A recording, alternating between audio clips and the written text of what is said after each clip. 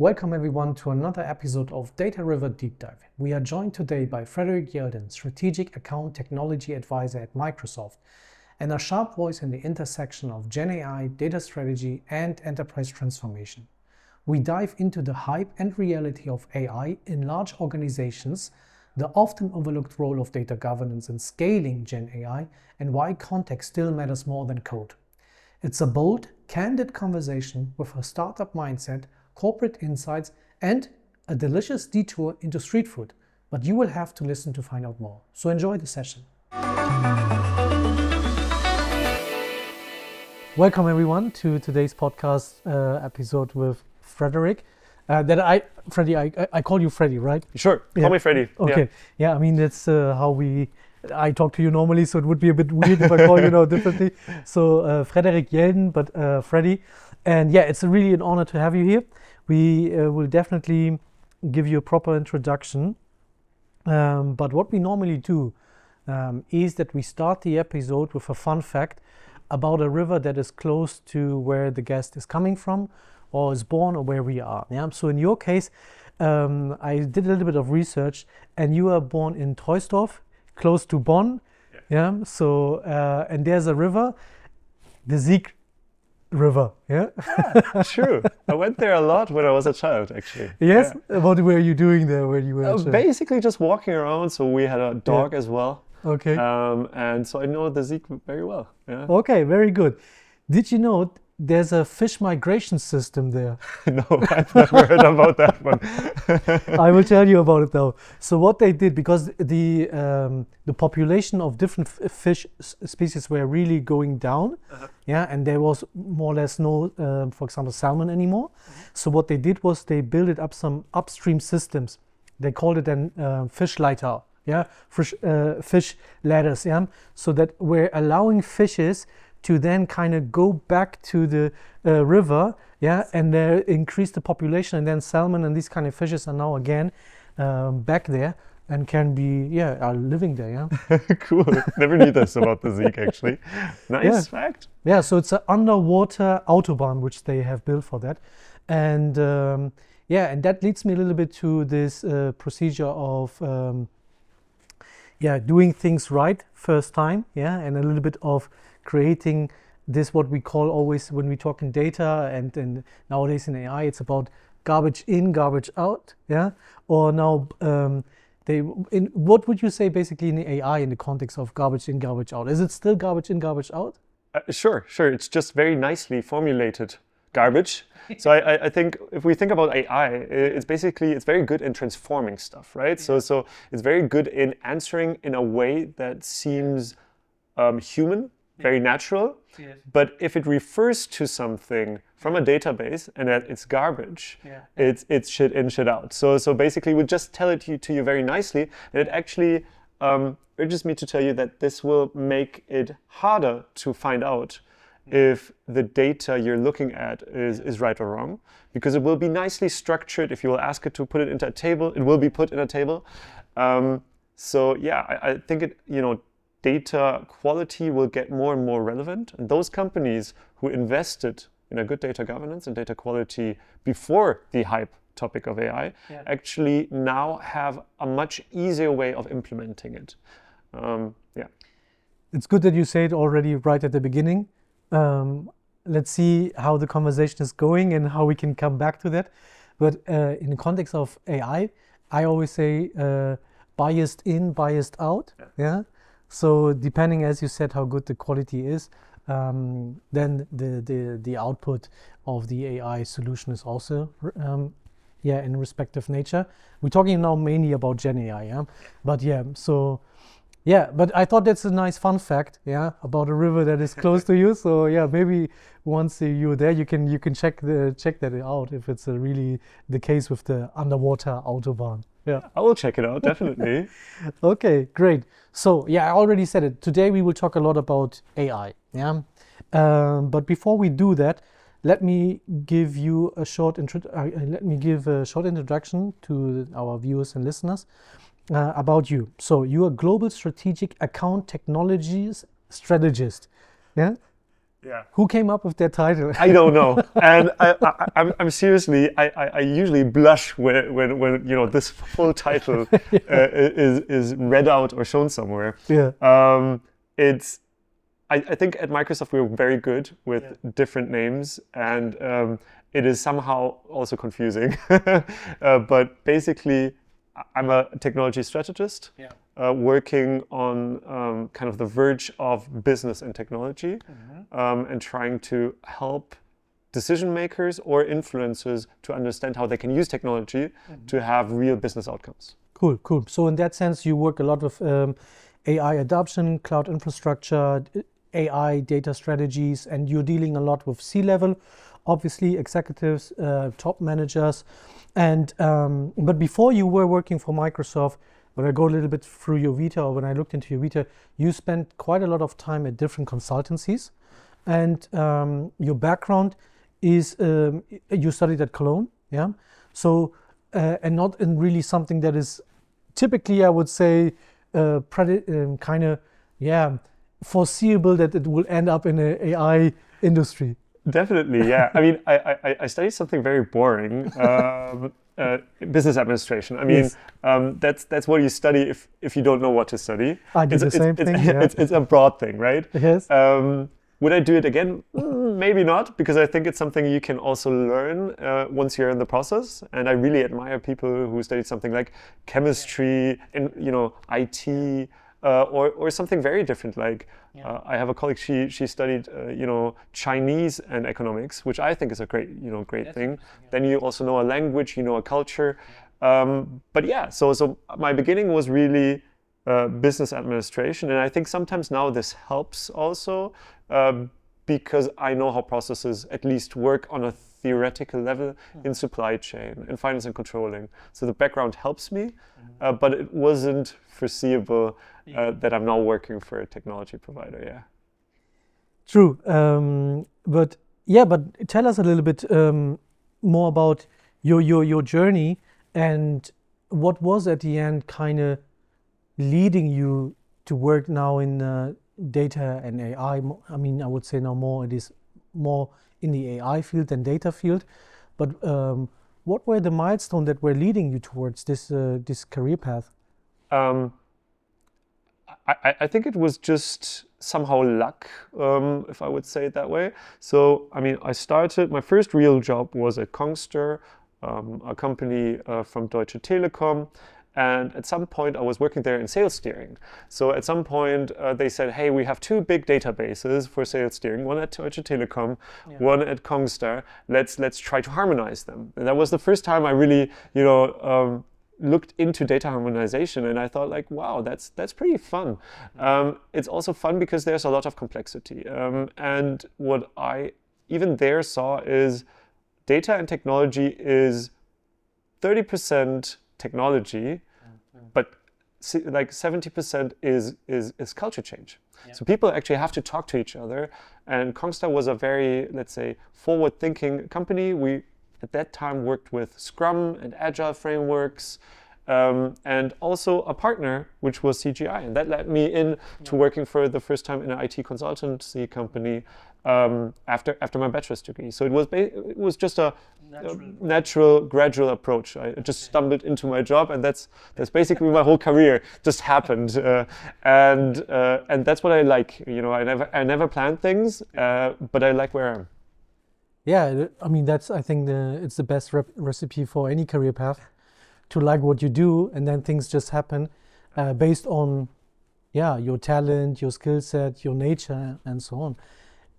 And what I like about you is that you have real hands-on experience in different aspects, I would say, of data and AI. Yeah, so it's you have your experience in governance, you have your experience in sales, you have your experience now a bit more in infrastructure topics, you have more experience in very close to technical stuffs, but strategic topics as well. So you are kind of, I would say, what if there would be recruiting happening, people would look like you, the unicorn that is kind of covering everything. Well, I can say something about any topic, but when it gets deeper into the topic, I really need some help, and I think that's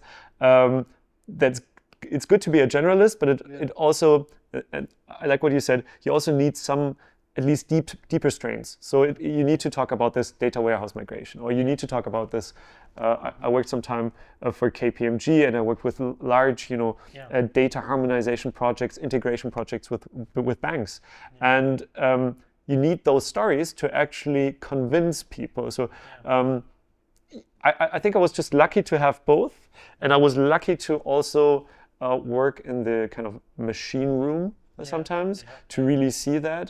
For example, jumping back to the time I worked for CGI, my first project was with mainframe, COBOL. I never saw something like this before. I thought the front end is actually the back end because this was looking like Matrix. So I think once you have both, it works out quite well. Yeah. Okay, so on top, he's also humble, a very humble person. But yeah, I would agree to what you're saying. So these hands-on examples that you can then pick out of your pocket and then use them as an analogy or as a case to make your point, that's definitely helping. Yeah? I fully agree with you. Yeah. So we talked now a lot about your professional biography in a way, or path, but you were living in several countries, and you had also a startup quite early of your academic life also. Can you share a little bit on that with us? Yeah, sure.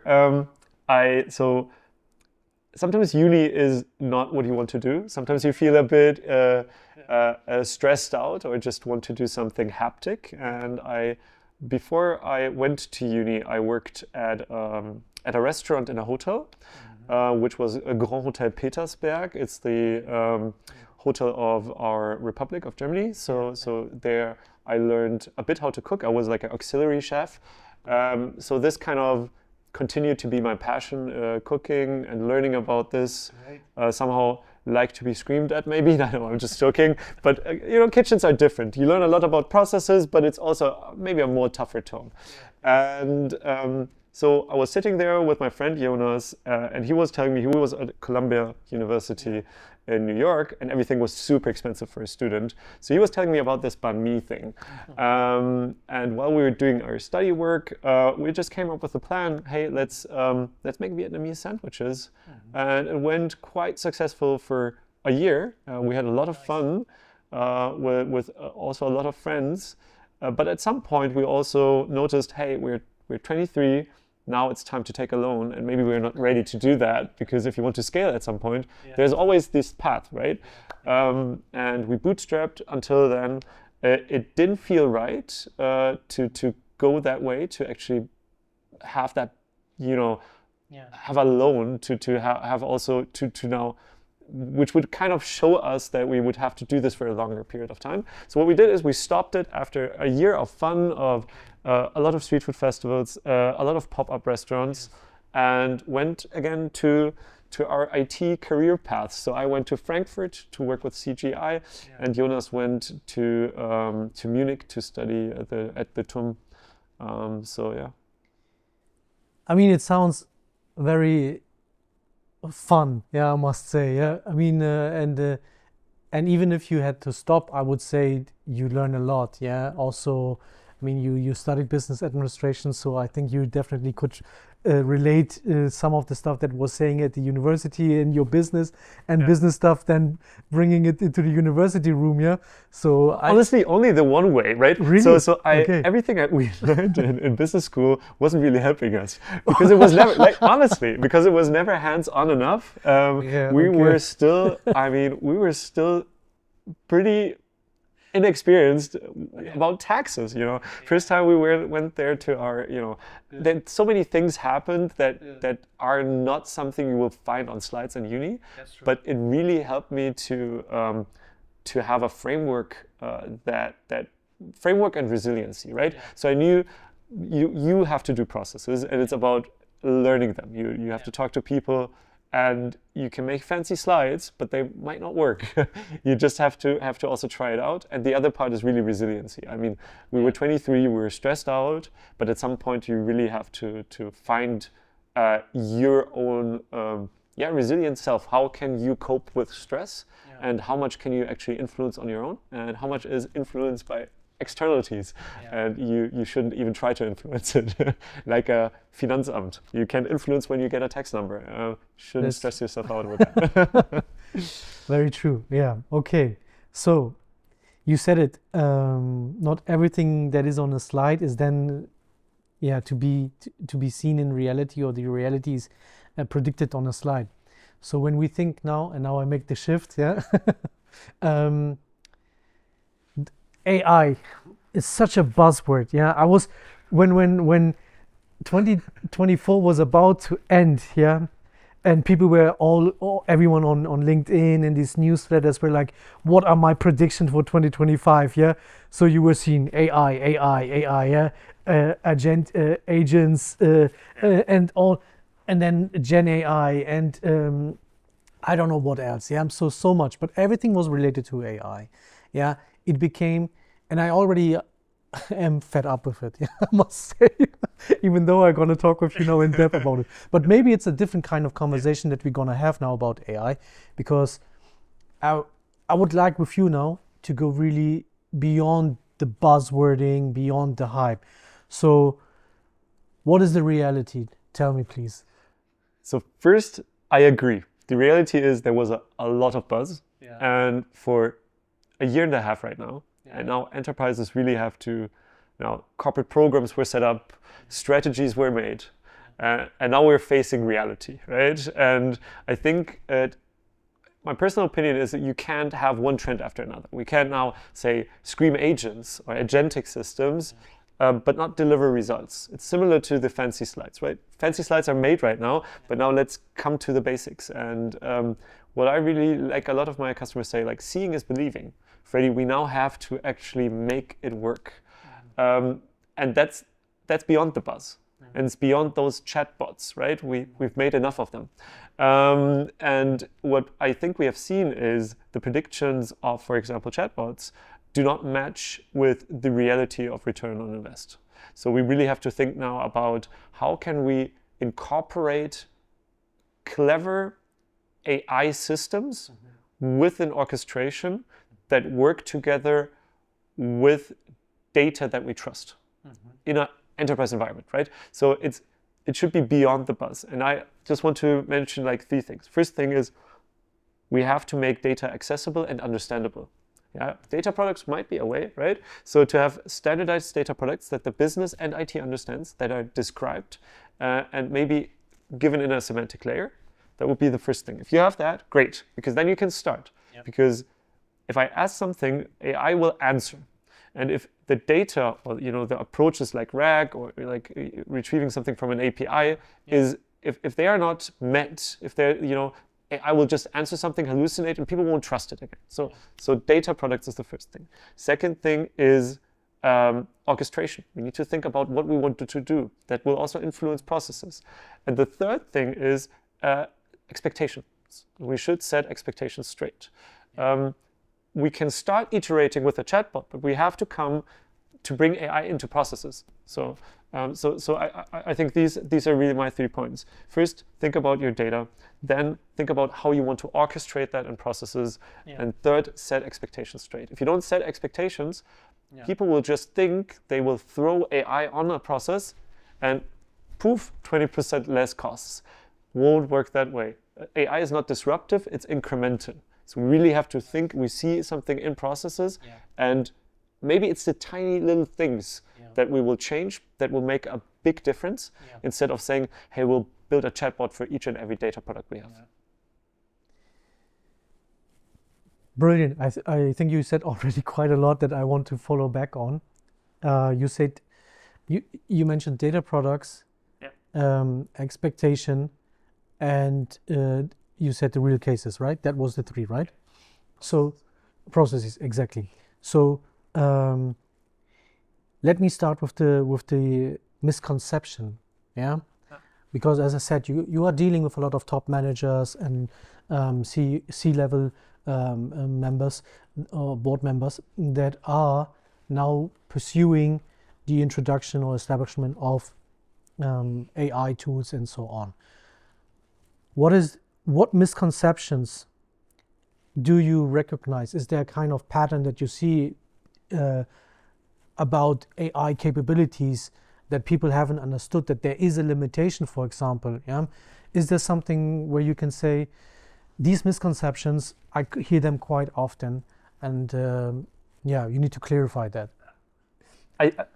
I think, no, honestly, I think a lot of people know about this. And if you talk about, I mean, also I'm not dealing always with C-level. Usually it's also, you know, dealing with VPs, SVPs, whatever. Yeah. They know what they want, right? They are very precise about what they want. And what they want is, they want AI to make processes easier and to help their employees to cope with their workload, because that's fact, right? We all have a workload which is increasing. We have an information overload.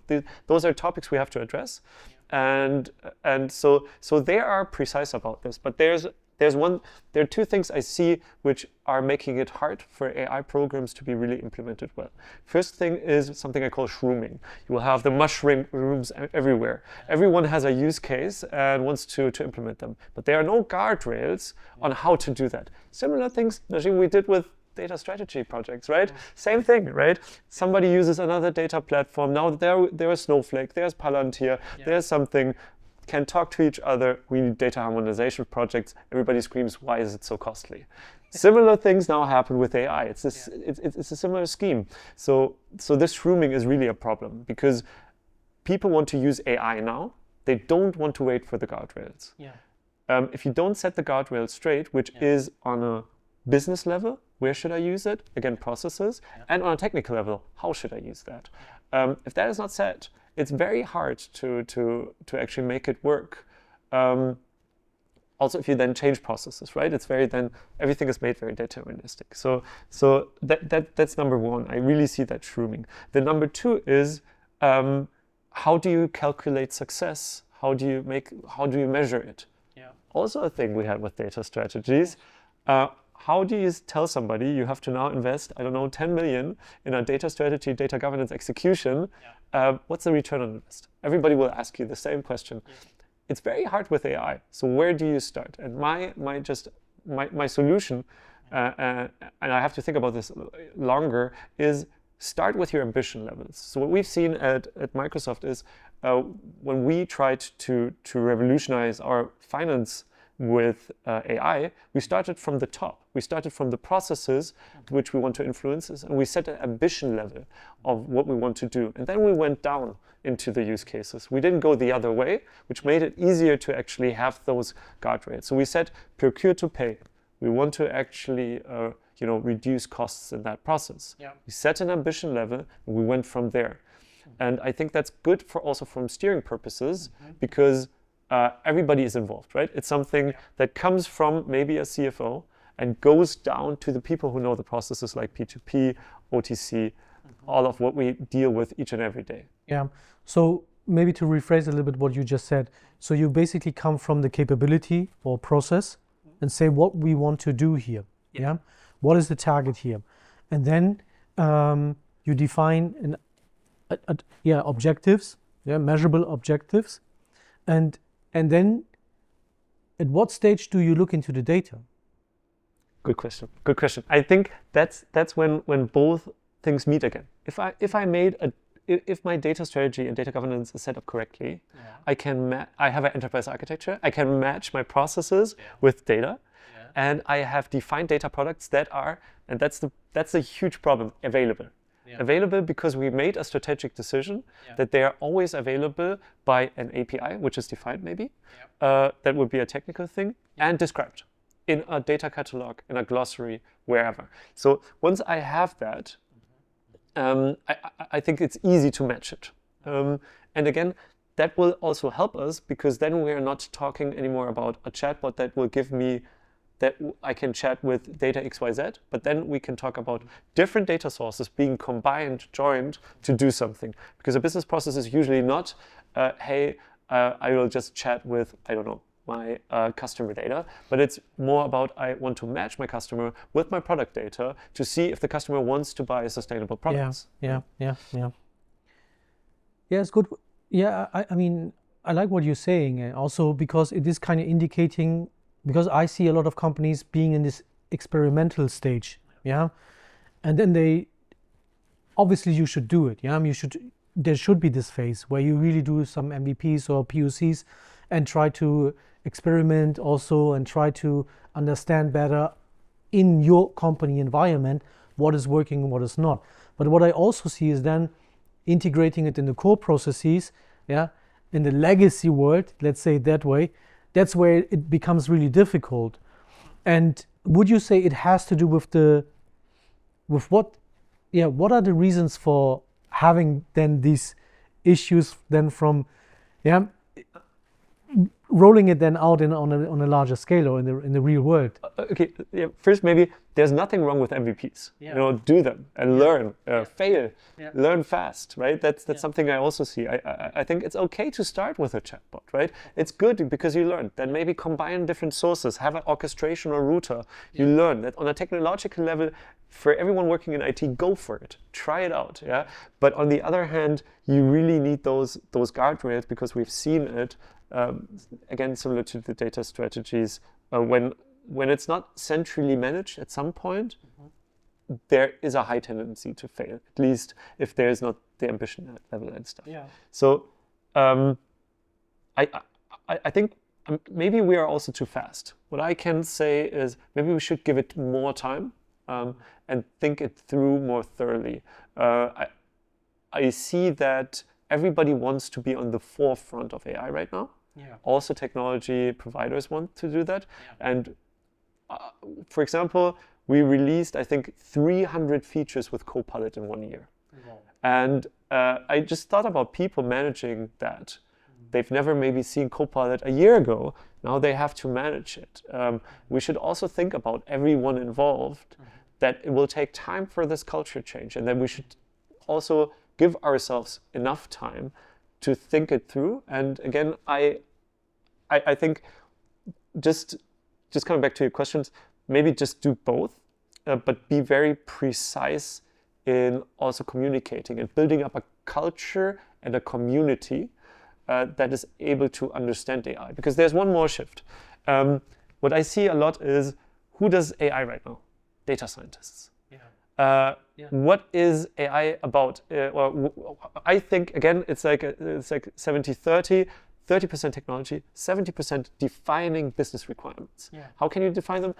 By just typing them down. Yeah. So who will you need? Not only data scientists, but a lot of people from business, which will change the system dramatically. Yeah. So maybe that's also something I see. To your question, why do some projects fail?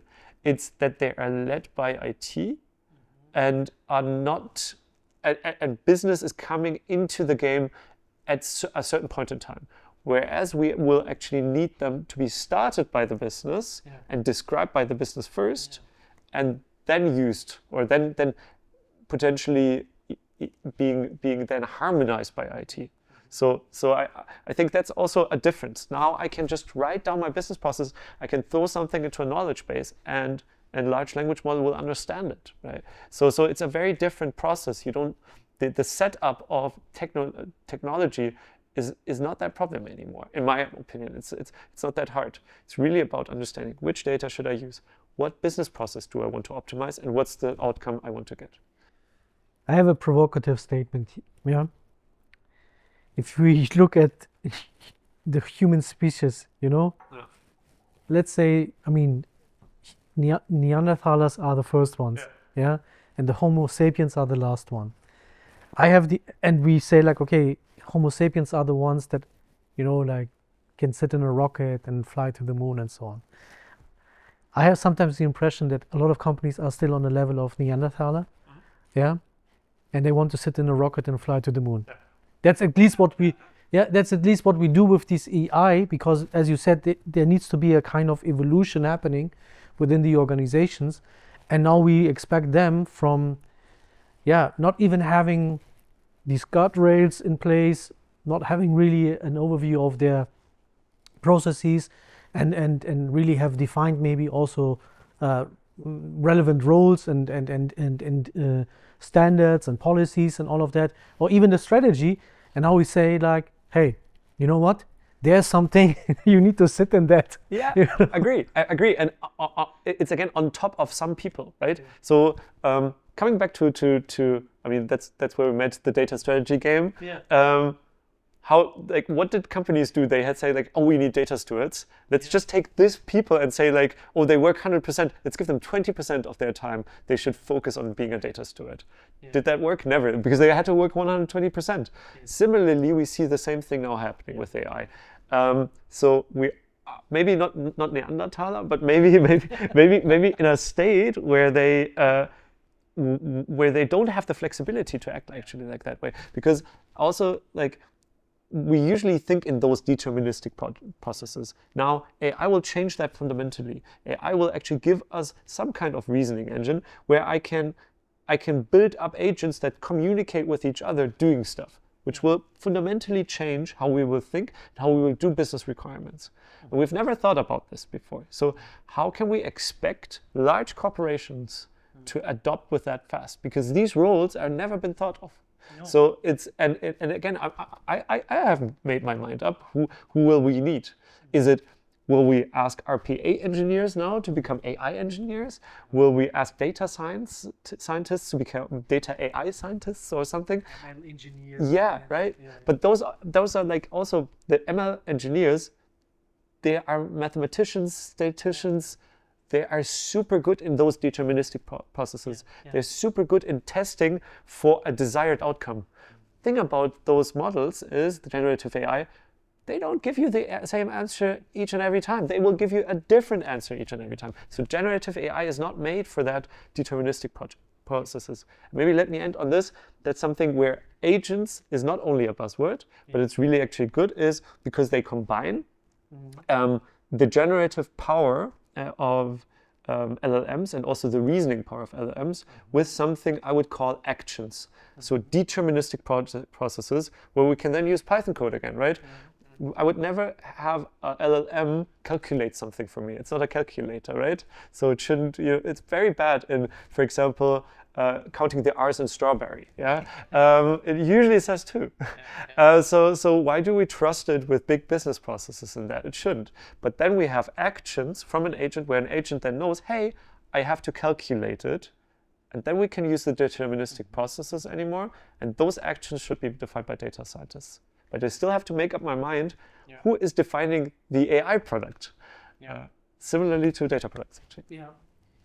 We will definitely go deeper into the governance part of AI. Yeah, I have definitely some questions there, but I would like to stay a bit on this AI agent topic, because it is kind of now, I mean, you mentioned there are so many trends popping up. Yeah, but AI agents, I think this is something that is a bit more recognized or more visible, and it is really kind of defined as the next big thing. Yeah, so I would like to, I mean, first of all, maybe not everyone really understands what an AI agent is. So in your words, what is an AI agent and what makes it so significant? Yeah. To companies, or what possibilities does it provide now? So for me, there are two different things. We talked a lot about generative AI and something like ChatGPT, which is open and generally available. So if I have a question, how would I do my data governance? I would click on deep reasoning in ChatGPT and I would ask it. So it's very open. Agents are not open, but they are built on top of a business problem. So they are functional in some way. And for me, an agent always has three things. It has a trigger. So something like an email arrives, customer inquiry, something like this. It has some kind, I would now call it, even though I don't like it, reasoning, or there's some process going on with a large language model, and also those actions I was talking about. So it will make up its mind. So I have an email coming in with a customer inquiry. This customer inquiry asks if a product is on stock. So what the LLM or the reasoning now does is it will check if the product is in the product database. it will, and that's a deterministic process again, it will call an API or something. It will then go and think about an answer, and it will kind of reiterate. That's something new. So we have this kind of recursive approach here where an LLM makes up its mind. And it's very funny to see how they then interact and where it really thinks. I think we saw that with DeepSeek the first time. We saw inference, hey, Freddy is asking me that question, I have to think about this. And basically that's the same thing happening in this kind of reasoning. And then we have an output. And an output does not have to be a message. It can be writing back into a system of source. It can be answering a question and sending an email. So the difference is generative AI and ChatGPT was always open. It's a general source where we can ask questions, interact. Agents are specific to a business process or function. Okay. And now, where would you say, I mean, we see now AI agents in customer service, in finance, in sales, yeah? To give it more bit like tangible structure, yeah? So where do you see that AI, agents can really deliver, yeah? And are not over-promising, yeah, in a way? First of all, honestly, first I would try everything out in internal processes. So the customer service example is usually the example that is used. But I think it's actually a tricky one to start off with because you're interacting with your customers. If there's something going wrong, that's the people that pay you, that pay your bills, right? So you should be careful with that. But I think they're super powerful for internal high volume processes. So let me take one example. There is a kind of a task that is cumbersome, that is done in your company thousands of times each week, month or so, right?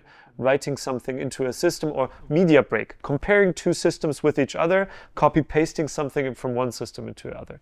Actually, those typical RPA use cases that never worked out quite well because there was always a clue towards it, right? So for example, I have 40,000 product categories and it was always hard to map them. Good thing now about large language models is they can understand that there's a relevance of two things or that they are similar to each other. For example, beforehand when we had RPA and there wasn't tax number but Steuernummer, that was a problem. Large language model is pretty good at knowing that and again reiterating and finding that out. So we have examples where it really works very well with a knowledge base and it does some cumbersome but hard to automate tasks beforehand. And I see them a lot in everything around administrative tasks in finance, end of month processes. I see it a lot with data maintenance, something we also know a lot about. So also understanding, hey, that's a street. That's or that describes a tree. That's not a street, right? Or something like that. They are very good at that. So also something like master data maintenance could be a good thing. And I would start off with those processes. I would always start with keeping the human in the loop. So I think we are starting now with agents the era of, are you sure? I don't know if you know still, but all parts of Excel, they would always ask, are you sure? It was nerve-wracking. The same thing will happen now again because we need to learn and we need to qualify those answers and build up trust. Once we have that trust, we have autonomous agents and they can work on from those. But I think, that's the starting point. Yeah, I like what you said, because also the part of human being in the loop, because there is a lot of, I mean, I don't know if it's a myth or if it's a kind of pushed kind of in the heads of the people, but this AI will reduce the interaction between human beings, workforces. I don't see that really. I think it actually gives more qualitative interaction. It should at least lead to that. Let's say it that way. But I wouldn't say that it is removing interaction of humans. No, I mean, people have said that about a lot of things. The internet, or more even coming back to some data topics, EDI. electronic data exchange or interchange. Oh, what a magic thing! We can now exchange invoices. We had to fax them, or we had to call each other beforehand. So no, I think they will make interactions more meaningful, and I think AI will also help us with a lot of problems we will have in our society. So a lot of people also ask themselves, will that actually force me to quit my job or change my job? Will this actually reduce jobs in general? What I can say, or what we saw with research, is while we asked 30,000 people from LinkedIn how they would think about AI, and most of the employees were fearing job loss. But you know what the most of leaders feared for? Finding talent. They don't fear about, and that's something you might as well say as a CEO. It's actually, there's a struggle to find talent. We're in a demographic change. At least in Germany, there's a big problem. We can't find talent anymore. So we shouldn't be afraid of AI, but see this as a chance to have a better work-life balance, and to actually also as a society to be a very strong, as maybe Europe also, in a world. So because the demographic change in Europe is concerning. We're more old people than young people. I don't want to go into, but I think that's why we should really see, especially in Europe, AI as a chance and not a burden. I like what you said, because I think it's very, it's good. I 100% agree to that. There is especially in Europe, we see a deficit in talented people that can work in data or AI related fields or activities. On the same time, we hear a lot about, we will now reduce workforces, or did you see this company has already reduced workforces because of AI, and so on and so on. So that is I think that is quite much the opposite of the reality. It's, and at the same time, I said, like, very provocatively, the Neanderthaler, the Homo sapiens, and so on. And now I would say, like, the Homo sapiens also need to develop to what I call a little bit the data awakened sapiens, or the data enlightened citizen. Something like this. Someone that is used to kind of question data sets, used to work with data, and is kind of familiar with also improving data and so on, and quality wise, and so on and so on. So someone for who the interaction, or the interaction with data becomes more natural, because it still feels very unnatural to so many people at organizations. Fully agree, and I think that's something. There will be jobs that won't be there in the future, and please, think about your job maybe being redundant, because what you do is a task that can be automated, but then use that chance and educate yourself about AI, because what will happen is once you were maybe somebody entering data, now you're somebody orchestrating those data flows with AI. So referring back to that study I mentioned, we see over 60% of leaders will only hire talent with AI knowledge. So, first thing you should do, it's imperative, is learn AI. And on a personal level, just use ChatGPT. Exactly. On a personal level, I just love using it. Some tools like the OCR tool, the optical character recognition, is super valuable for me, because beforehand I would have to buy a software. Now I can ask ChatGPT to do it for me. So it is a convergence also. It empowers us to kind of build our own things.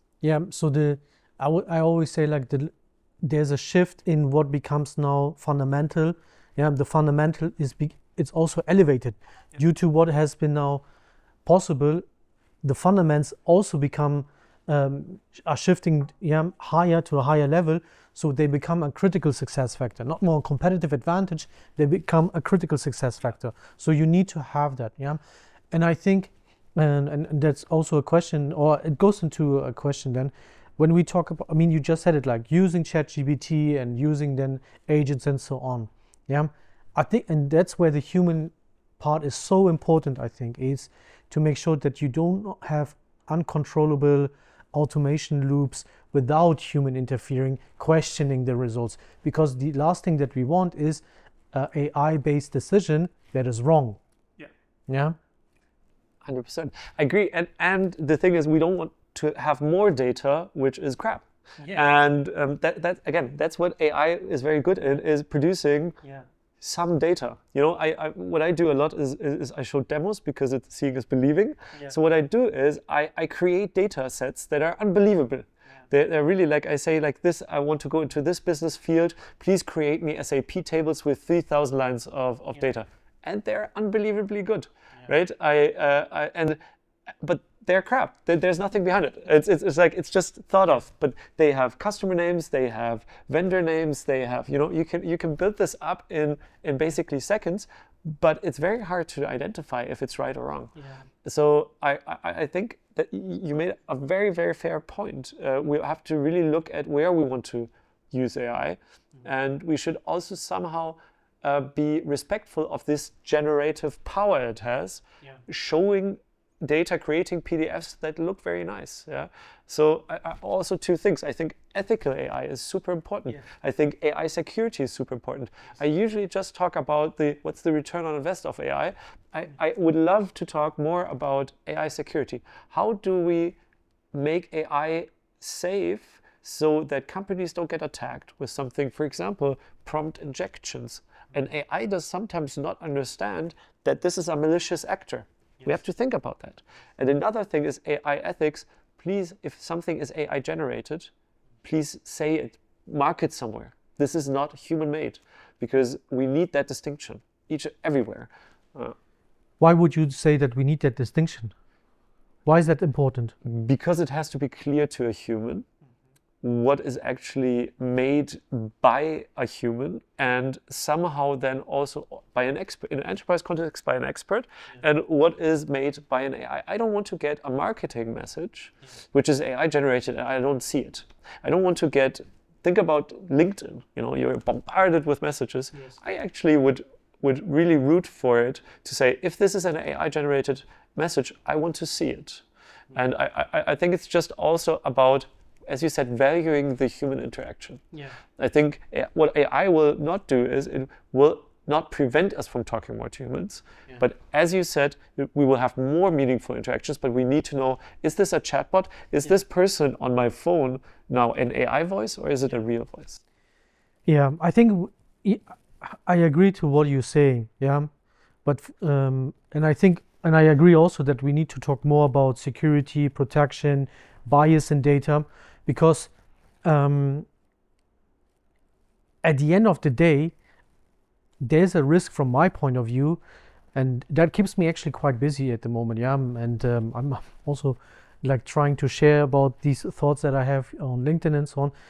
But what keeps me so busy is that I see the threat that, especially if we in a B2C market or looking the wider audience of consumers of GenAI and so on, and I ask myself, are they questioning really what is the output of what they are consuming? I mean, the generation now that is doing their PhD, doing their A-level, are doing their master thesis and so on, they are the first ones that can use all of these GenAI applications and so on, and are not really facing restrictions in a way, because it's hard for the organizations, the institutions, to identify, is that really human made, or is that now something that is AI made?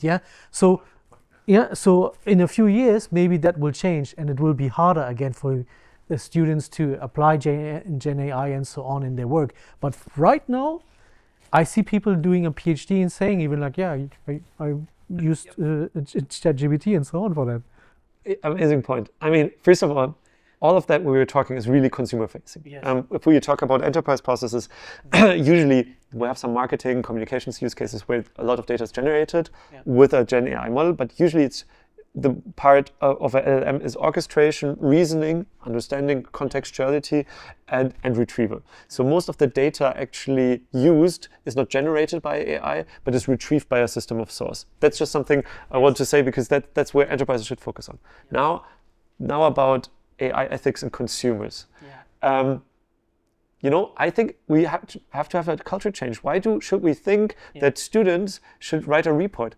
It's dumb, because they can just write it with ChatGPT. I mean, I just saw like a nice little picture where it's like, it says like, Mirko, why did your your paper start with, let me write that in a 30,000, it was basically, he copy pasted the whole ChatGPT answer. But we have to be clever about how we do education. So maybe we should just, a teacher shouldn't ask, write an assignment, but we should ask, talk to Napoleon with ChatGPT and tell me what you've learned.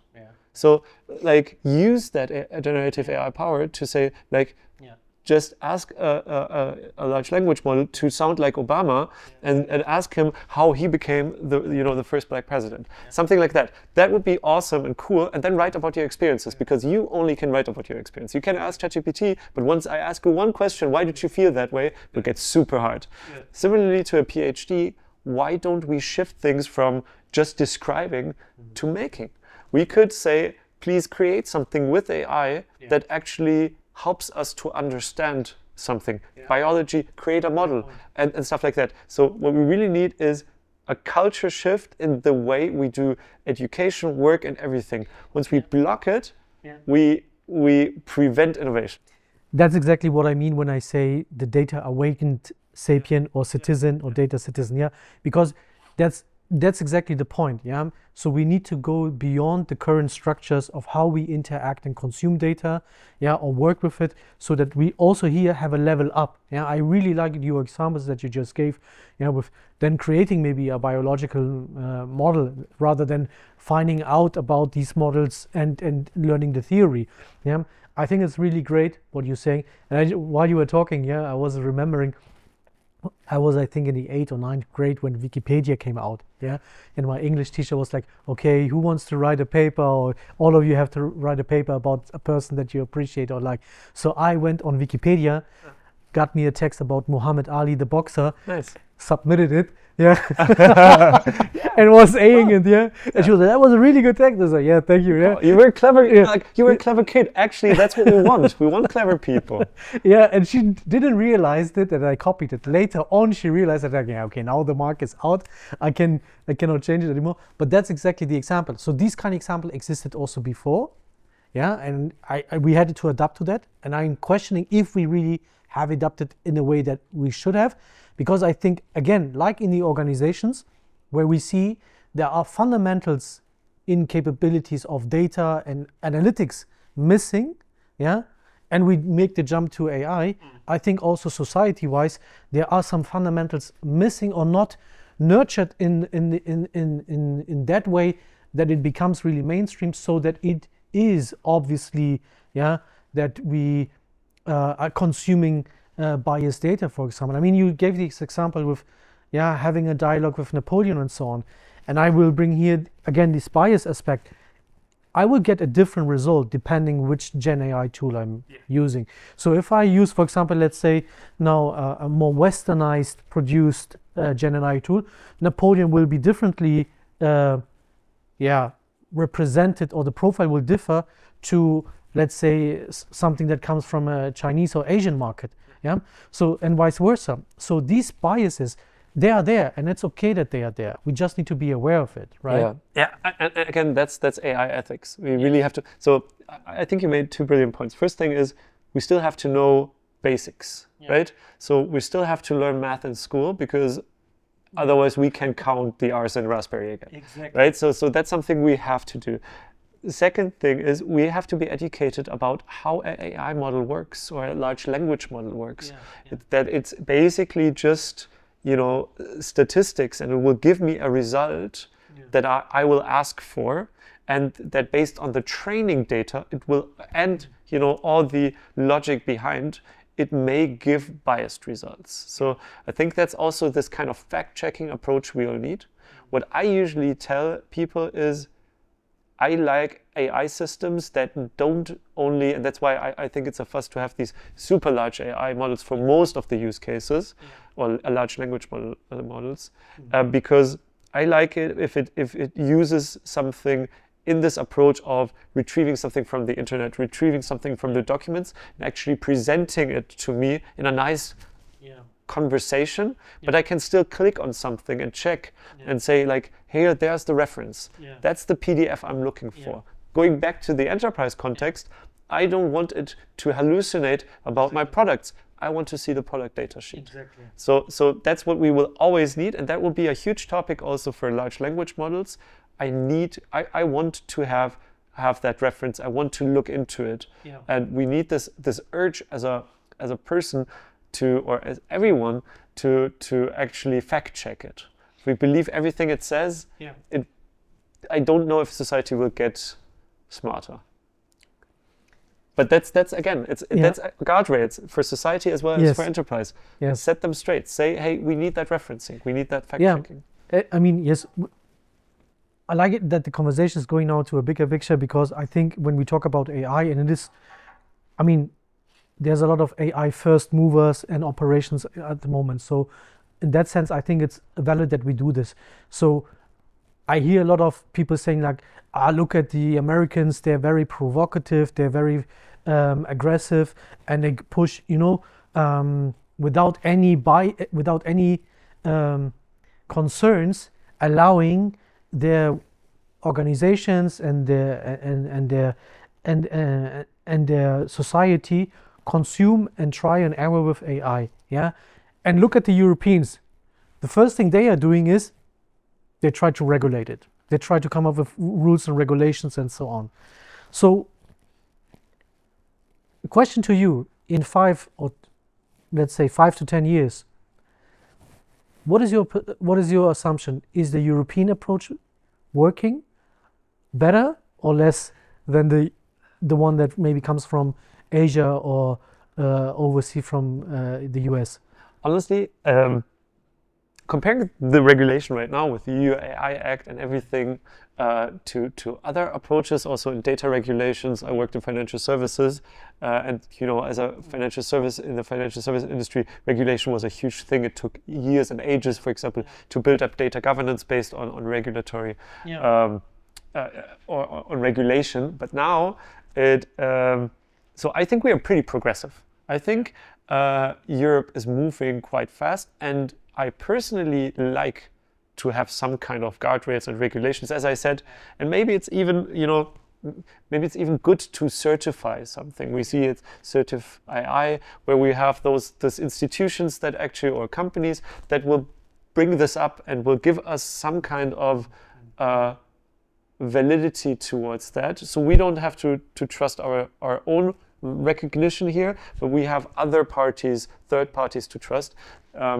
With this mass of LLMs, for example, on the market. So I think we are still moving fast enough. I don't think that looking into US-based companies, I mean, they're faster in adoption, but I think sometimes it's also good to not be the first mover, but to take your time to observe the market, but to then go all in.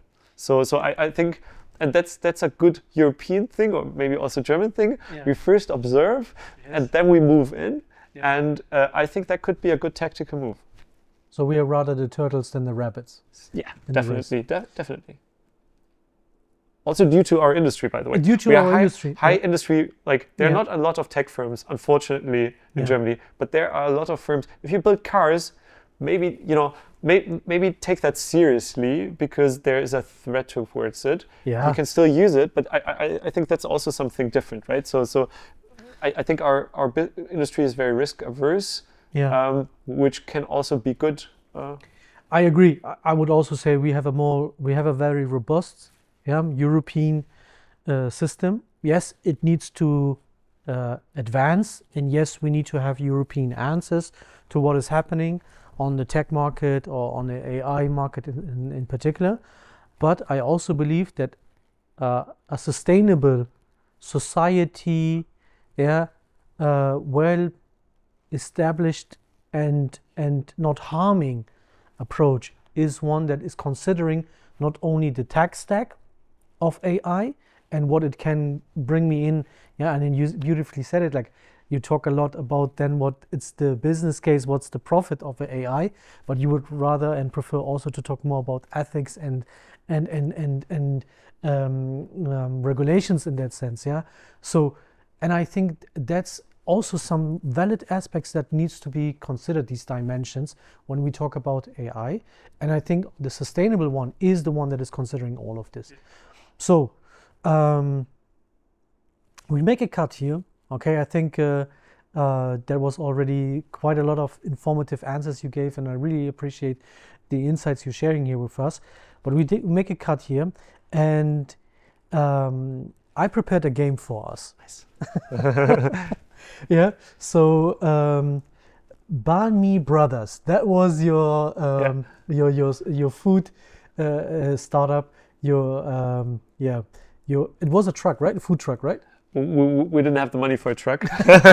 Well, we had tents. Okay, yeah, but they were good. Okay, they were black, it like worked. matte black. So they looked cool. Okay, cool.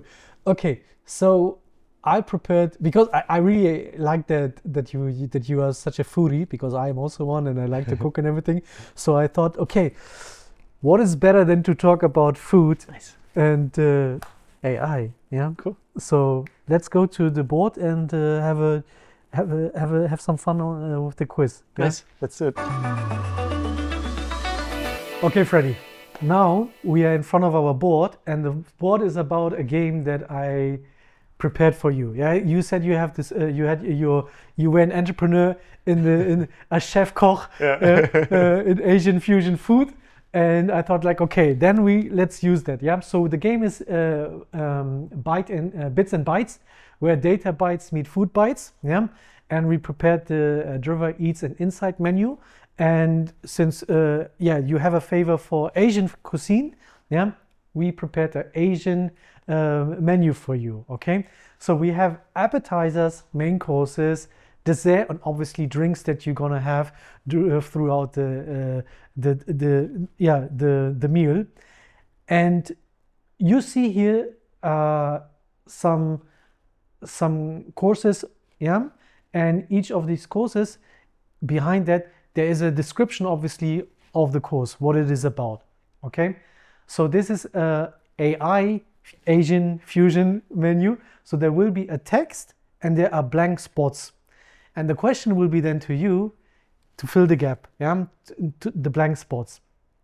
Okay, everything clear to you? Yes, clear. Okay, perfect. So I would say if you go to a restaurant, you start with appetizers, yeah, and the AI starters, yeah, that we have prepared are generative gyoza, neural network spring rolls, dim sum data governance. What do you favor? Where do you want to start? Okay, maybe let's go for the data governance. Okay. And I will tell you why. So if I fill the blank, Yeah. at least in an enterprise context, you will need. Well, there's even everything. Should I read it out? I will read it loud. I will read it loud, but you can already think about maybe the blank, yeah? Yeah. So, dim sum data governance. Every little piece counts. But what happens when AI governance is treated like a lazy dim sum buffet where people only take and ignore? I think only take innovation and ignore data. I think it's so. Everybody started with ChatGPT, and first thing you want to do is write a poem. That's super nice, right? But at some time it gets boring. What you really need is data. You need to have it grounded in your business data.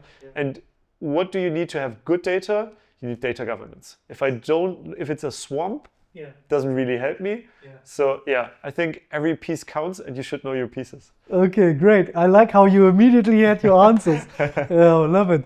So. But dim sum, is that something that you would eat? Definitely. Yeah, you love it, right? Yeah, pretty much. Me too. I also big fan of that. Okay, do you have normally one starter or you go for two? I only have one starter. Really? I like to, yeah. Okay. And then are you one that is a person of sharing also, likes to try and share? Yes. but maybe I'm not the best one. I'm a single child, and sharing, I give my best. Okay, but I love food. Okay. Because I'm always like, I'm a bit different here than, for example, my wife. She always goes for the same meal. Yeah, I'm the one that says like, nah, today I want to try something else. So I always try something new. Yeah, and then she's like, okay, how is it? Yeah, and then she wants to try a bit from my meal. Yeah, and I'm cool with that because I also like to explore and share then new experiences with her. Yeah. Okay, so only one starter, or you want to go for another one here? No, let's go to main course. Okay. I'm in for the main course. Okay, main course, AI that packs a punch, yeah? Yeah. So, the big data baobun, yeah? Self-learning Szechuan chicken, or the decentralized data hot pot? I love hot pot. Actually, there's a very good Heidi Lau. I don't think there's one in Germany, but it's the best hot pot you can find. Okay. And so if somebody wants to eat a hot pot, Heidi Lau. So I will go for the decentralized data hot pot. Okay. There you go. Oh, wait. And sorry for my pronunciation. I think Heidi Lau is pronounced differently, but you will find it if you Google it. Okay. So, the decentralized data hot pot. Everyone throws in their own data ingredients, hoping it works out. But too many and not enough lead to complete data chaos. I think everyone throws in their own data ingredients, hoping it works out, but too many data pots at first, and not enough, I think, centralized governance lead to complete data chaos. What do I mean with it? If you try to do everything at once, it won't work. It's a bit of the mushrooming theme I had. So if all the mushrooms come up and we are not really clear about the data sources or domains, it will get super hard. So I think companies that thought about data mesh before, that thought about how to structure it, have an advantage, because once you have this data mesh concept kind of introduced, you know how to intertween and interlink data, and you have made it very clear what data actually does, or defined your data right. So if you don't have that, maybe it's good to have a rather gradual approach. Start with one data domain that is decentralized, then all decentralized data domains. So basically what should be maybe added here is, but too many, too fast, different data domains, and not enough centralized lead to complete data chaos. I like that because it is about decentralized data hotpot, and you throw in that it's a level of centralization needed. Just on the top. On the top. Because again, we talked about the skill sets. You maybe don't have not everyone has the skill set to build agents.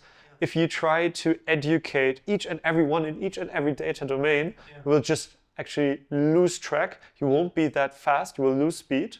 Instead of having a centralized, let's call it agent fabric, where you can push that out and the data domains kind of deliver the context. So I think it's really about the approach, and I would say a centralized approach with centralized AI approach with decentralized data domains is the right one. Brilliant, and I agree. I mean, I agree with you. There needs to be a certain level of centralization, for the sake of maturing enough in the capabilities and setting up the guardrails, or the framework, so that then the domains or the experts, the professionals can then really engage in that. Otherwise, you have like a very heterogeneous picture again, and silos built on silos. And I think that's what needs to be avoided. Really, love it. Really good. Okay, so when you are in a restaurant, do you order your drink with the appetizer, or you're one of the persons that eats and then at the end is only drinking? I drink at the end. I don't like to drink while eating. I try to really focus on food. Never got the concept of wine pairing, to be honest. Because I usually focus on the food rather than on drinks. But after that, a good chill drink is nice. Okay, I'm similar. I like to have it already when I have my main, because sometimes I need to kind of because I'm a very fast eater, so I need to digest a little bit. But then I basically drink always at the end. Okay, so then we don't go on the drinks. You good with one main course, or you think like there's something that you would like to go also here on the main? Let's go for another main Yeah. because I love Sichuan chicken. Okay. So Let's see look what into is. that. So let's see if you like this one here. If this one is also fitting you.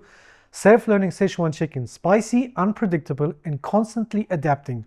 But should AI models really be learning without?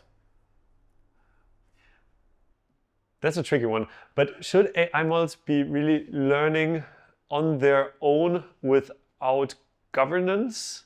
Yeah. Why do I say it's a tricky one? Because I think like this self-learning, that was something that data protection people really were frightened of, but that doesn't really happen in an enterprise context, honestly. So the only self-learning, and now we'll get a bit technical, is that it knows your history. And that's actually a good thing, because you don't want to ask the same things over and over again, or it should actually know, this is Freddy, he works with XYZ, and that's why I should present that data. So I think there is only one problem with this. If most of the AI is used in an enterprise context without self-learning capabilities, might that have an impact? And that's just me trying to make sense out of it. I don't know. I'm not a scientist. Might that impact how AI models will evolve in the future? Because they only get feedback from a consumer side.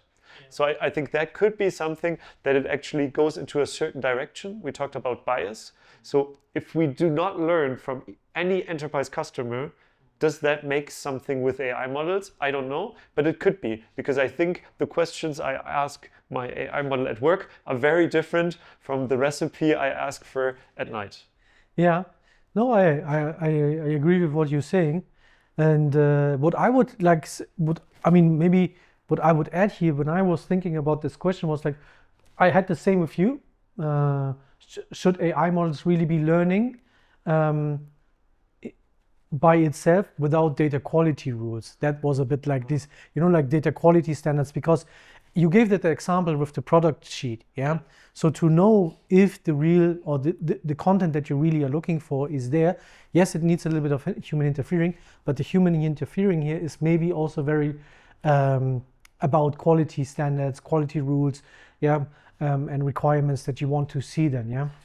Maybe I would phrase it differently. I would say every data that an AI model or a large language model has access to, for example, by using RAG, should be quality approved.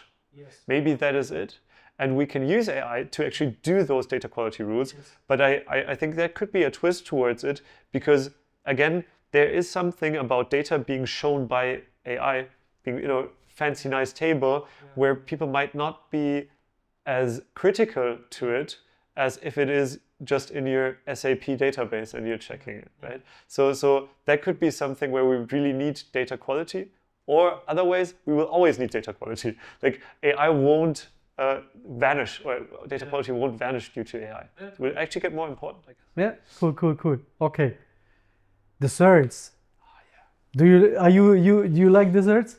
I'm not a sweet tooth. Okay. I don't eat a lot of sweets. I usually would opt in for cheese, but sometimes I really have this desire, and then I eat a lot of sweets. So it doesn't happen often, like quarterly, on a quarterly basis. But then I'm really in for it. Okay. I mean, like I'm normally very boring, yeah, and I have no addictions, but my addiction is really sweets. Like I could finish a entire chocolate bar by myself within like minutes, I really have to stop myself. So I'm always, when we go out for food, like there's a spot in my stomach only for desserts, yeah, that will not be filled by a main course. Yeah. Okay, the responsible AI mochi, the oops, I automated my boss, the last bite AI fortune cookie. Which one is speaking to you? Well, they're all really good, honestly. And I could talk a lot about them. Maybe we'll have two desserts. Yeah. Let's start with the responsible AI mochi. I love that. Mochis are also something. Yeah. Did you know you can get them freezed? Like freezed mochis as well? I like them. It's like mochi ice. Soft on the outside, but tough on.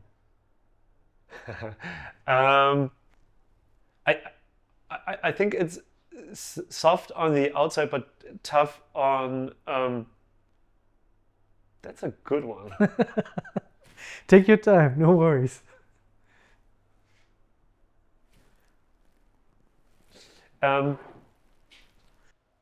I think the first thing that came into my mind is like soft on the outside but tough on innovation, because first things people will say is, why do I have to implement responsible AI before bringing AI systems into production? So every digitization manager will say, hey, why let's start us and learn. But I think the responsible AI should be a core pillar, and you should define it. And we talked a lot about bias and a lot about what models might have for a bias. I think that's also, when it comes to the use of AI, maybe they will at some point write emails to a customer. Maybe the tonality should be in a way that you think it is responsible and ethically correct.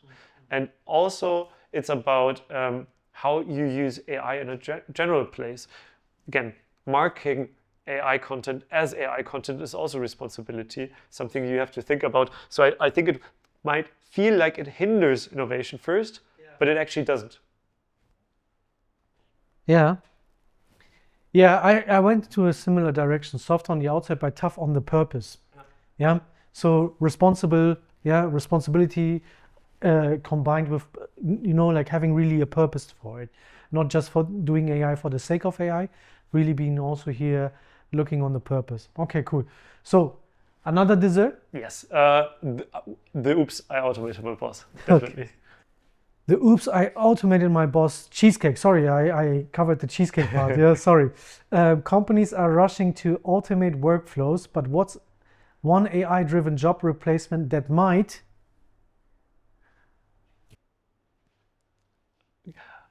I think companies are rushing to automate workflows, but what's one AI-driven job replacement that might be unwanted, maybe? Let's call it unwanted, because I'm telling you why. Because this I automated my boss is really something that I think a lot about, and that's really like under to middle management. So what I really see is now what I call that convergence of roles. Now I can do a lot with AI. I can understand how other business units think, and I think I can also do a lot of tasks that like the team leads do, I can now do also with AI tools. So this, not the cultural part, so I think they still need it, but I think a lot of this, I will align with somebody, or I will do this, could be some part also of AI. So I don't think that bosses are automated, but I think that there is a huge part in also like workflows where I have to approve something and stuff like that. There is travel expenses my boss has to approve. Maybe that at some point, it's usually rule driven. There's an expense policy, something my boss doesn't have to do anymore, but that an AI could do, which we usually don't think about because it usually feels like it's just the data entry maintenance folks, for example. But I think there's a lot of potential also in the cumbersome work of team leads. Yeah, I love it. And you immediately got the setup of this course, because oops, I automated my boss. That's exactly this, playing a bit with these everyone will be kind of replaced by AI, but is that really the case? Yeah. And you mentioned the mid management, so certain parts of decision proving and so on can be replaced or substituted. I like that very much. Yeah. And I think it's also the way it should go, because on one hand, we are always also complaining about lack of time. Yeah. So this here gives us obviously then the chance to say like, okay, there is enough time now. Yeah. No. And I think that's something I want to emphasize. I don't think that the team leads will vanish. I don't think that they will be replaced. Yeah. But I think it's like an intriguing thought, because a lot of things that actually team leads do is cumbersome and process driven. Yeah. And what we should really focus on is culture, like listening to your employees, being there, coaching them. And sometimes it's just too many meetings aligning something. It's too many approvals. It's too many, did you complete your learning kind of stuff. So I think that really will help team leads. Cool.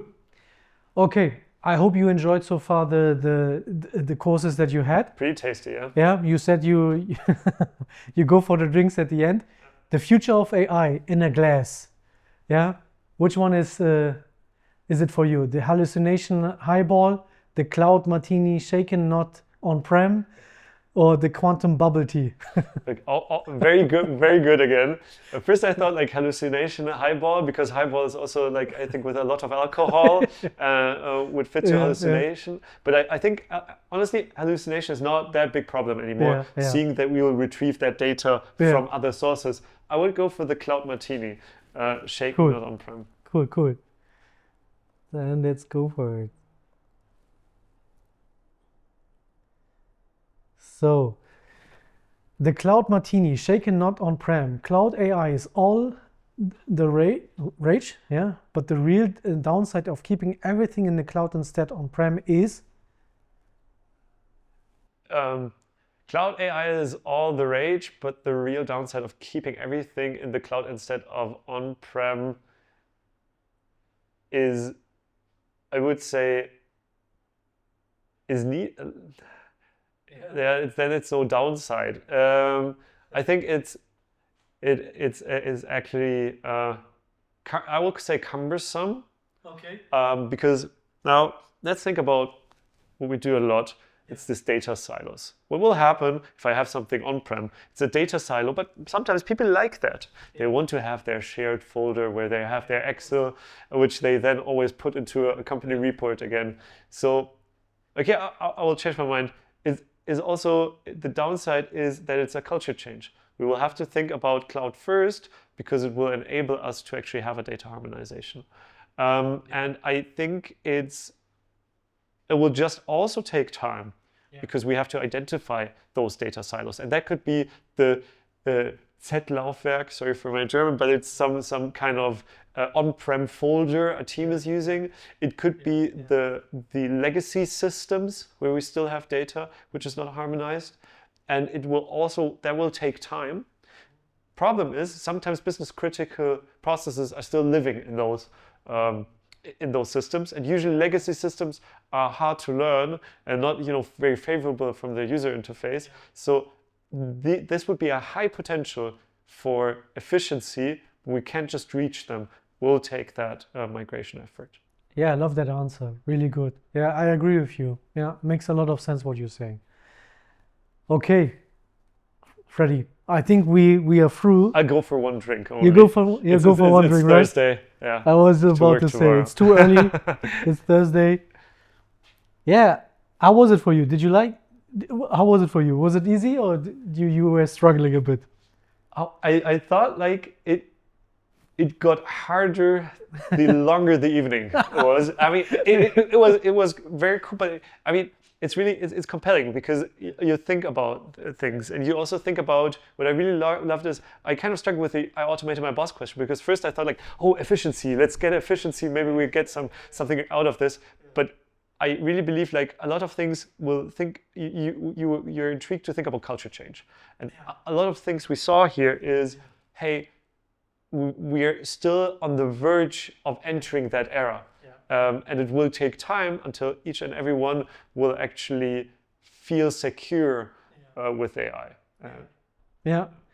So you would say what you picked here is something that is also on your table regularly when you have your meetings and sessions and so on. Yeah, definitely. Okay. A lot. But I would love to speak even more about the culture part because I think it's a lot of technical problems that I would try to solve, and that's my job. That's fine. But I think what really is in my interest is also like speaking about that culture shift. Yeah. You know what? We're gonna do this now. Let's go back to the sitting position and continue there. All right. Perfect. Thank you for having. Yeah, it was fun. I liked it. What you answered. It was cool. Good menu. Thank you. Okay. All right, Freddy, we are back in the sitting position. We had our lunch, our Asian AI fusion lunch. I hope you really enjoyed it. And you said at the end, while you were having your drink, You were saying that you like to talk more about the data/AI culture. Yeah. So let's do it. Yeah. Why is that so important to you? Maybe before, because we come from that data culture background, Yes. and it feels like everything is re-happening again. It's just happening again. It's just, it feels like a bit of PTSD because we went through this before. The different kind of hallucination. Yeah, right. Setting up data culture was super hard. It took us a long time in companies. It was about structures. It was about responsibility. So many things that come up again, but somehow it seems like we have somehow not inherited it. We haven't learned from it that much. That's why I said I get a bit of PTSD when I now hear the discussions, because here we are again. We could actually see this as an evolution of a data strategy. We could see that we say that there is the data governance, we have our pyramids we've designed and everything, and we could now just add this to it. But as we said, like the gold is still data, or the liquid, the oil, or however you want to call it. It's still the data. You still rely on your data and that it's good data. So now it's just like an augmentation level above that. So but somehow it doesn't seem like everyone really sees it that way, or it's not like incorporated. But I see AI as data strategies are now in execution, and we have to just apply similar frameworks to AI with different twists.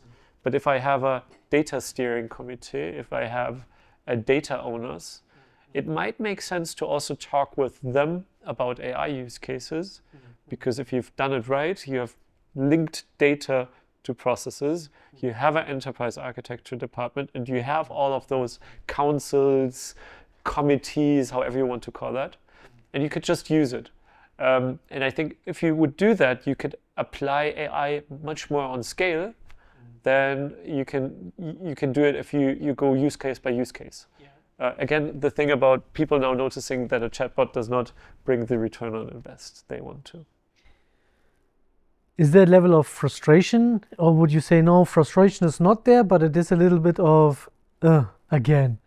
I would be frustrated. I can't talk for others, but I would be frustrated because we had this before, and as we talked about this, it's some people have to do that job. Usually you wouldn't hire people for that.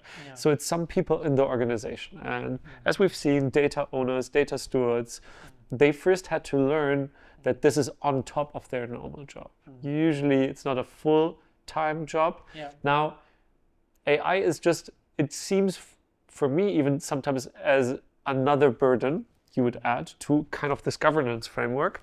But it can also be a chance, because if you would ask those data owners, they know which cumbersome things there are with data, and maybe start with them.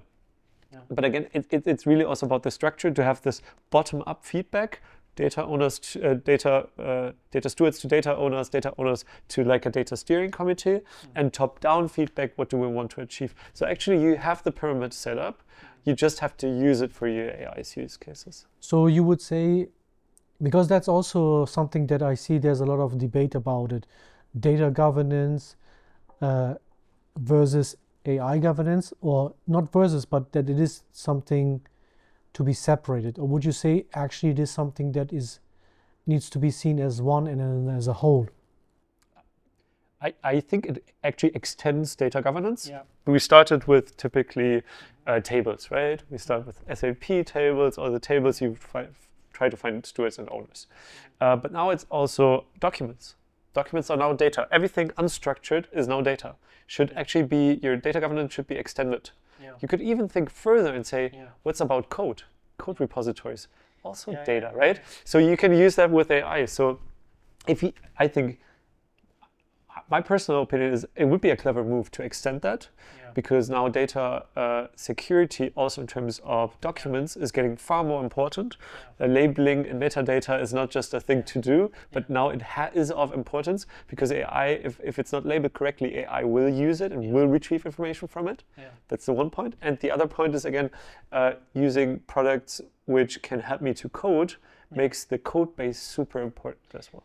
Yeah, I mean, I asked this question and I have also an opinion on it, and my opinion is, I would say, similar to yours, that it is rather an extension than something that needs to exist on the side of it. Because why? Yeah, as you said, and that's also my experience, my real world experience. Yeah, as much as people want to say like, we have now AI and we have our AI POCs and so on and so on. Okay, that's quantity. Let's talk about quality. Yeah. So how many do you have successfully running within your company? And I don't mean an e-commerce player. I mean something that is heavily in manufacturing and medical industry and pharma industry and so on, because that's a different ball game. Yeah. Yeah. So, and then I would say, and but then you can steer it also better. We've seen that with data governance. Which data domains have we onboarded, right? Or we see, for example, manufacturing is lagging behind. Production is not really doing the stuff, but we have a good, good field of controlling. That's what we usually see, and that's what we report to executives with data strategy. Why don't we play this game that we say, now AI use cases? We see a lot of AI use cases in that field, but none of those agents are in production. Maybe that's a good question to ask why. And then there's data complexity, the data is not usable, we can't describe the data because we have 10 definitions of a customer or a product. And all of those things. So you can use the same steering mechanisms and say, I have the data domain set up, I have a data governance processing, but now I also have AI use cases and production.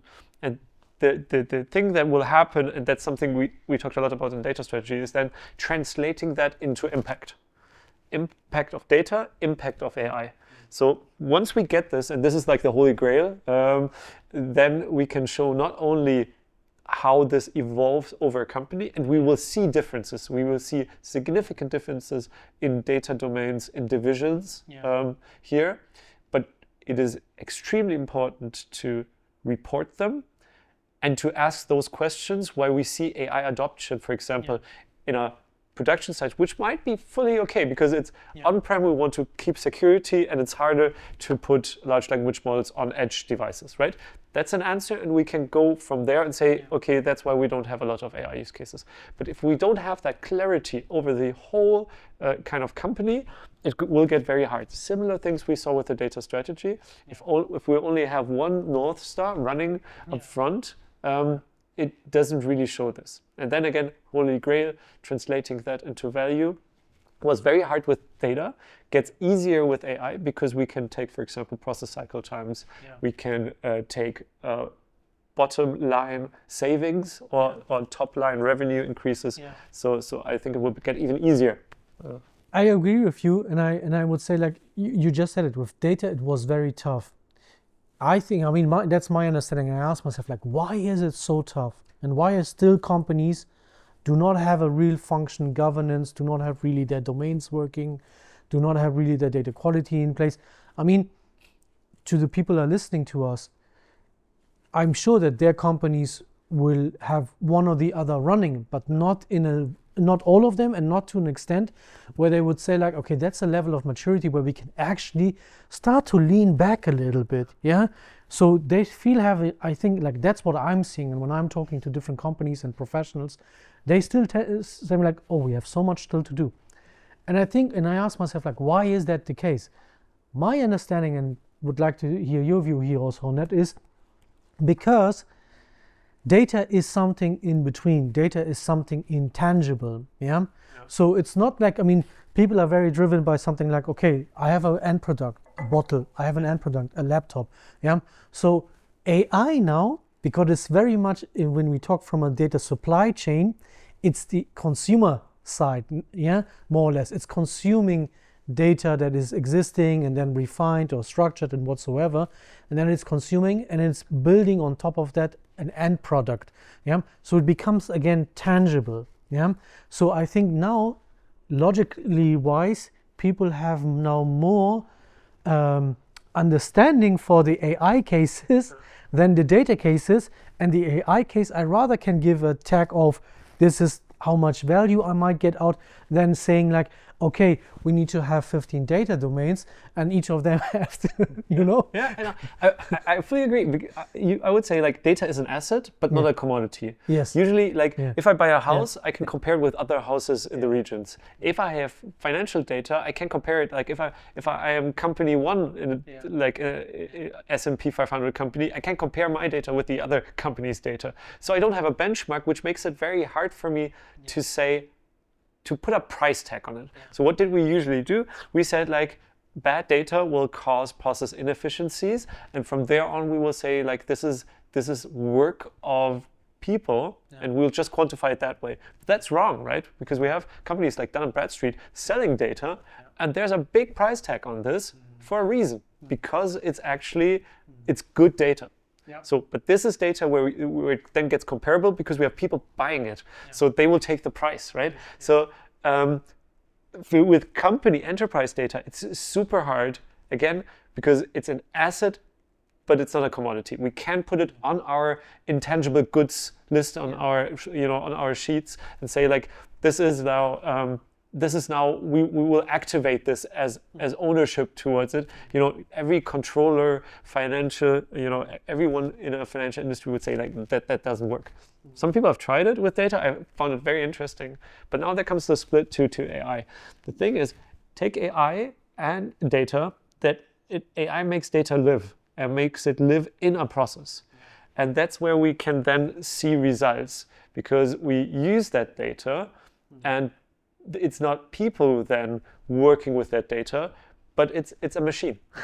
So that actually creates efficiencies, or can also create extra revenue. So it's not only bottom line, it's not only efficiencies, it's also top line. We can generate new revenue streams that we've never seen before because we couldn't propose those products, right? Think about how easy it is now to sell goods, because I can say, this is my living room, I post in a picture, and AI tells me, hey, this would be a great picture, it would fit into your color scheme, something we would never have before. Now we have an infinite amount of people, not people, but agents that can help me to think about how to structure my living room. And then I can talk to a real person again to get like a final approval to go into a shop because I want to see it live. So I think that actually makes it very nice for us, let's call it data guys, to go, to go and use all our knowledge that we have and structure this approach. And it's the key towards this value questions we always get. But how can we ensure that data governance is not being seen anymore as a challenge? Because, like you go to the boardrooms and they say like, okay, great, you know what, we need to do AI and so on. And then I don't know, the chief data officer or whoever is responsible for data comes in and says, yeah, but that's related to data governance again. And I can see then the face again like, oh no, again, those peoples, yeah? So how can we ensure that data governance is not more seen as a challenge, but rather as an accelerator in time of AI? I don't have a good answer to this, because I think it's always reported. Say like we have 800 projects, AI agent, whatever projects, and 400 of them don't work out because we didn't describe our data. Because we still don't know how to and large language model can do a lot of things, can reason, can at least to an extent, but it cannot understand data that does not make sense. So for example, if the columns do not add up because data quality is bad, or the data is not described in a good way, it's a problem, it's a challenge, and that's how they should see it, perceive it. But I think, again, transparency is super important, and that's why I'm really about this centralized approach. AI is a topic in the boardroom. It's a topic where those people should see that maybe it was also a mistake to not think about this weird CDO that came into the room and was challenging, and to now then also focus on the foundation. So and maybe there are a lot of things that I would have done differently in past projects with data if I would have known that AI is coming. A lot of projects were maybe too centralized to a certain degree, centralized in terms of what are data domains, and maybe too focused on technical aspects and not describing the data, because that's what we miss right now. any big company doesn't have one repository with customer data, but hundreds maybe, and that are linked. Yeah. What do I need to know? I usually have to join things, so I have to know how to join them. Yeah. You know this, similar to, like, we both know this. There's usually not only one UID in the system. There's not one unique identifier, but thousands. We have to explain that.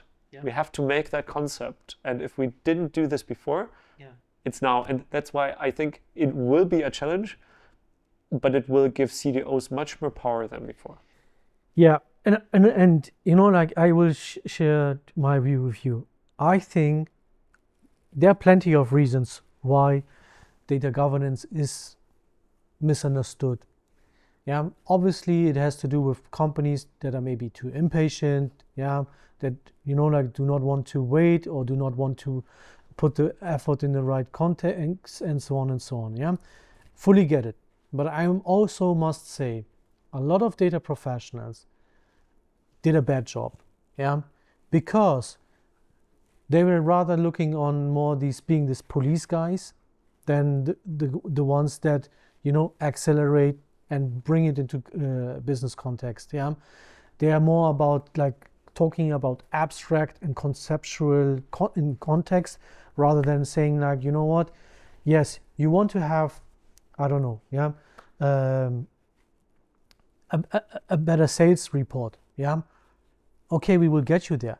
It's not necessarily to be said that you need to deduplicate maybe the master data set and so on. Yeah. So I think communication wise, there was a lot of mistakes happened on the data professional side. The wrong skill set was put also at the front. And I think now there is actually a time where even I would say it's a thought. I don't know. I haven't tried it yet. But maybe I would cover data governance as AI governance. Yeah, because people are more now willing, because maybe it's a bit burned. Yeah, you know, like this topic of data governance and this and that. So maybe I do not necessarily have to call it data governance. I just call it AI governance, you know, and sneak in my data governance with that. Because then maybe people again are not saying, like, oh, again, these guys, you know. Yeah. I think that there's one fundamental challenge, and I see this a lot. And I mean, we've been trying to tell people in data strategy for such a long time that data strategy is not an IT thing. Yes. And what do I see still now happening? It's not the problem of the data professionals, but why do you do a concept which is so off from what you want to achieve? Yeah. Because and that's not their fault. You have to make it that abstract because you don't know the business. And so you try to find a concept, and that's why it takes also so long, that fits all. Like, because I mean, we've seen this a lot. Like, there's always somebody at the end of the room who will scream, no, but this is we have a different complexity. There's something different. Yeah. So you try to make this overarching concepts, 200-page that is things. Appealing to everyone. Yeah, somehow appealing, but somehow then also super complex. You kind of need a law degree to get through those concepts. Yeah. And I think that's a fundamental problem, that we started building up data governance organizations in the IT with people that did a great job, which wasn't serving the purpose. And which are more from a technical background, and not from a business, or do not have a business background, and are also, even if they are from a business background, are not qualified in change management. Yeah, agreed. Yeah? And maybe last thing, if we think about data quality errors, because that gets very tangible. Yeah. Only a fraction is IT. Yes. Only like the least fraction. Usually transformations run well. If you have a data warehouse, maybe at the beginning it's a bit bumpy, but then usually they run through, right? So I've seen really just minor issues with IT systems and integration, but major issues with data entry, data modification, and also maybe also requirements engineering, right? So I want a report, I get a report doesn't say what I want because I wasn't precise enough. And I hope we don't do the same, or we don't make the same mistake again with AI now. Because again, there is a technical part to it. We will need AI engineers, but there is a huge part where you actually have to describe the system prompt. That's pure business. That's pure business. What I want to achieve with it, I can describe it now. That's a pure business task. And if we don't have people that actually have the time to do it, and we let people that are very technical, which we'll need on the back end of things, do this job, we'll just miss out on opportunities. Yes, and then what I would like really to tell to all the AI folks that are now engaged in chatbots and AI agents and RAG and so on, because you will not be able to deliver what you are supposed to, and it's maybe not even your fault. Yeah, do not please blame your data colleagues. I agree 100%. Yeah, because that's also something that I have started to see.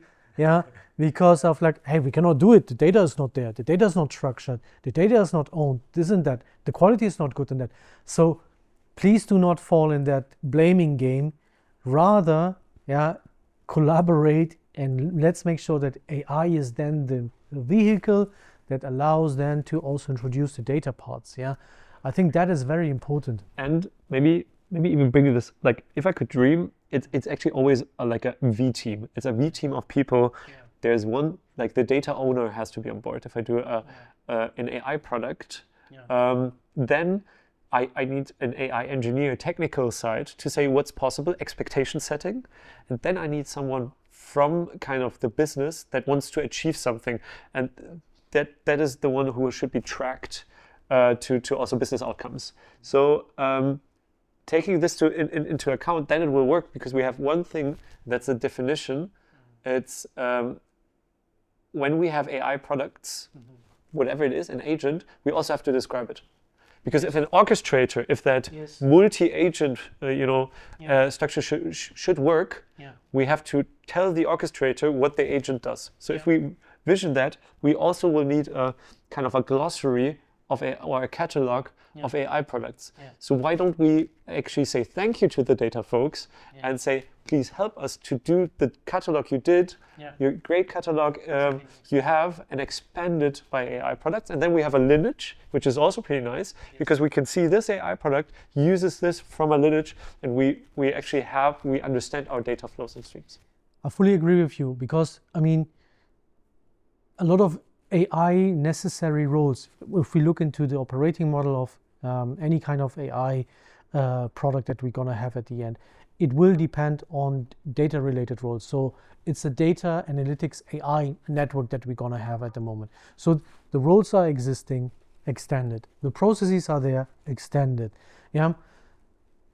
Metadata, I think, like I talked the other day with someone that is responsible for building up AI in a company. And I said, like, do you think metadata is a capability that you need to engage with? She said, no. For me, it was a bit like, okay, how is that possible? Because your machines are going to create new metadata. Yes, definitely not conceptual metadata, business coming from the business maybe, but it's a different kind of metadata. So you definitely, I would say, need to engage in that. So your metadata repositories will be something that you also need then to reevaluate, as you said, and make sure that also machine related or produced metadata is therefore captured, and so on and so on. And when we talk about accountability, AI agent that is making decisions, who is accountable for that? So you would probably, as you said, I mean, from the way you were saying, you were talking about data owners and data product owners and this and that. So AI agent, accountability also for them is something that will be built on existing structures. I would claim. So in that sense, yes, we go back to Neanderthaler, Homo sapiens, and then what comes next after that. It's an evolutionary step, right? I mean, and I think fundamentally it builds on top of everything we said in the past. If beforehand we said, like, people didn't really understand data shopping. Why should I do data shopping, right? Why do I need a catalog and I can actually, I need somebody to approve it. But now it gets real, because I have, again, think about, we talked about the agent. I need my data, I need my actions. The data I get from the data owner, so I have to request it. the actions I get from the IT because they make the deterministic processes or automation. So actually, it's just an evolution of catalogs. And if I would be someone, creating a data catalog, I would now think of how to incorporate that into an agent catalog. Yeah. Yeah. Okay, Freddy.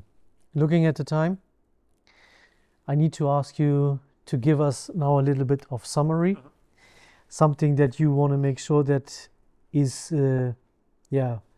remaining with the audience and is leading them to go beyond the hype and understand how to now, deal with AI. Maybe just summarizing everything we said, it's really about, think about AI as not something that you throw on top of processes and wonders will come, but think it as an incremental process. That means you have to know your enterprise architecture, you have to understand your business, and this is a business-driven initiative. Something that comes inherently from business goals. And once you know which processes you want to tackle, it's time to include your data folks and to build on top of what you have built with your data governance, your mesh concepts, and to make it work in an overarching platform approach. Don't do use case driven initiatives that are not aligned with guardrails, what I just call shrooming, this popping up everywhere, but focus on large goals. And I think I think I would love to conclude with what we really, I think, which led us through the whole day is it's culture. It's a culture shift. Give people time, and let's adjust to it, and build up a fundamental understanding how AI can help. And I think it's please don't look every day into LinkedIn and think about the hype, but think about your processes and try things out. It has never been that easy to innovate on your own, because everything we can do with AI is something I can't code, but I can try out each and every idea by just using ChatGPT, uploading some mock data, and seeing how it reacts and if it can structure my process. So that's really the thing where we can iterate so fast in collaboration with our data folks. I agree with you, and I think that it makes, yes, it is very much about collaboration. It's again a new chance to put data under the right light, that it needs to have. And I hope that companies, as you said, application-wise, I think there is enough options. And yes, there is a lot of also options that will probably not exist in 5 years because we are so early in the development of one or the other capability or innovation. And having that said, rather focus on the fundamentals, which are at the end culture topics, which are about having the right team in place and structures in place so that whatever innovation or tool or whatsoever you want to use, they can deal with it. So I think that's something that is necessary, and the missed chances, opportunities of the past, they might gonna catch up on you now. So if you don't want to mess up this ones, I would say really go into your organization, reflect on the situation, ask yourself, do we have the maturity? Do we have the capability? And then start and try. As you said, these days it's so easy to try and try error and then go up again. Also going up again, it becomes so easy. So they should do it. I think that's something that is giving the times that we are in, something that people should really use as a chance. Word. All right, Freddy, before I let you go now, we started with a fun fact about a river, and we finished with a fun fact of a river. Cool. The difference here is now that instead of me giving a fun fact or something, it's on you. So I'm asking you now to give me an analogy between water and data, or even if you can come up with water and AI, that you say it's something that is fitting, and yeah. I think I was just in Cologne, and there's the Rhine, and the Rhine is pretty fast. And what I really see is, if you go, you might have noticed, if you're below water, everything gets quiet, right? And everything is super quiet. But if you're above, it gets super shaky, and you know, the river. And that's how I feel when it comes to data and AI right now. If you're in data, it's quiet. It's usually structured.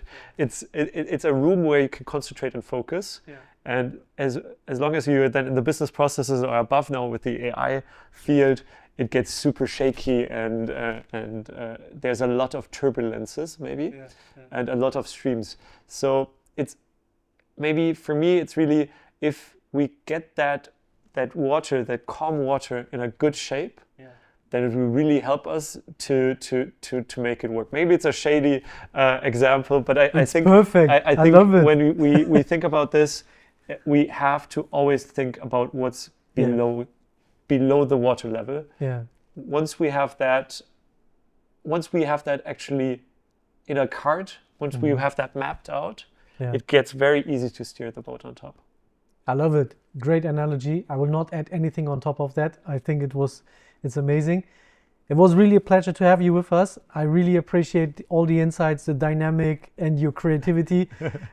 Also with the game. I hope to see you one day again here with us. Sure. And thanks a lot. Nice. Thank you.